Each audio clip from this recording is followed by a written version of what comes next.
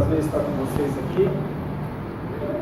Esse livro, em estado de graça, leitura imaginativa dos Evangelhos, quando eu comecei a escrever, eu sabia que eu podia ser mal visto por aqueles cristãos mais conservadores, porque poderiam pensar que eu estava como que querendo dar uma nova roupagem aos Evangelhos, porque eu conto a história dos Evangelhos num outro ponto de vista. Mas na verdade é bom deixar claro desde o início que não é um livro de doutrinas, não é um livro que eu tento construir alguma teologia, é um livro simplesmente de histórias, é um livro em que eu conto histórias, tá? Talvez alguém fale, poxa, eu esperava um livro mais profundo, alguma coisa assim, algo mais denso e tal, mas não, é um livro que eu conto histórias simplesmente.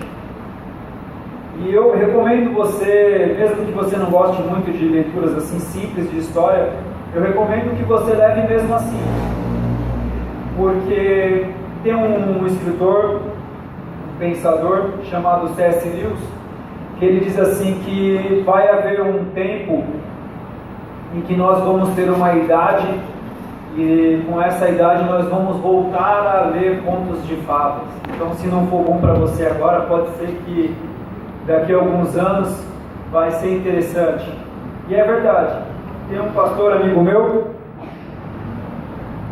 que é um pastor com um perfil acadêmico muito forte, tem lá seus mestrados e tudo mais, já é de idade. E uma vez eu conversando com ele, eu interessado em saber o que ele estava lendo, para quem sabe conhecer um autor diferente. E eu falei para ele, pastor, o que você anda lendo? E ele falou assim para mim, gibi. E eu tomei um susto assim, né? Então, o livro é umas histórias que eu conto, que a gente tem lá nos Evangelhos. Porém, eu tento contar ela de uma forma diferente. Todas as vezes que nós lemos as Escrituras têm um belo que está lá para nós contemplarmos, para nós ficarmos admirados. Há uma beleza nas Escrituras. Porém, muitas vezes nós lemos e não conseguimos perceber o quanto é belo, o quanto é bonito. E quando eu falo sobre leitura imaginativa, eu entendo que este caminho de você ler e imaginar é um caminho que propõe, que permite que nós possamos perceber o que tem de belo ali no texto sagrado, no relato bíblico. Então é isso que eu tenho a ideia como leitura imaginativa. É uma forma que a gente lê e consegue perceber o que tem de belo. Porque muitas vezes nós lemos as Escrituras e não percebemos a beleza que está contida nela. Isso deve-se pelo menos a dois motivos. O primeiro motivo é que muitas vezes a beleza pode estar no texto e não nos olhos de quem vê. É até uma questão filosófica. Um objeto ele pode ser bonito pelo que ele é ou pelos olhos de quem o está vendo.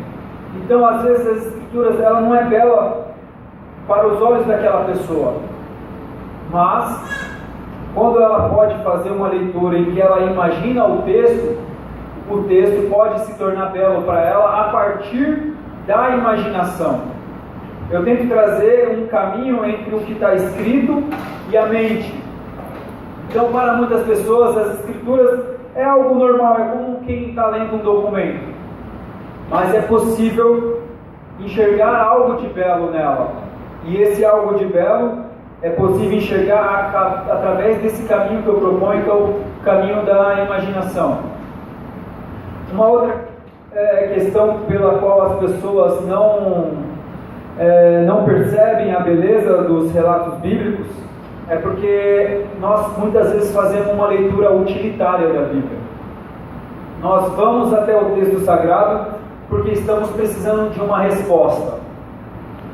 Uma vez eu estava em um consultório odontológico e havia uma moça lá que ela pegava a Bíblia, rodava e abria em qualquer ponto para ler, e girava novamente e abria, desesperada.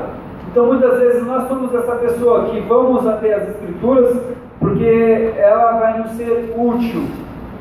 Ou nós abrimos porque queremos uma resposta de oração, ou nós abrimos porque queremos uma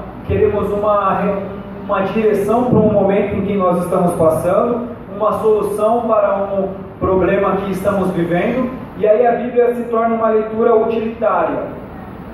E a ideia de uma leitura imaginativa vai na contramão disso, porque a leitura imaginativa ela propõe uma leitura para nós desapegada do que a Bíblia tem para oferecer. Não que nós não devemos ir às Escrituras quando precisamos, é claro que devemos, mas devemos também ir às Escrituras com esse olhar de admiração,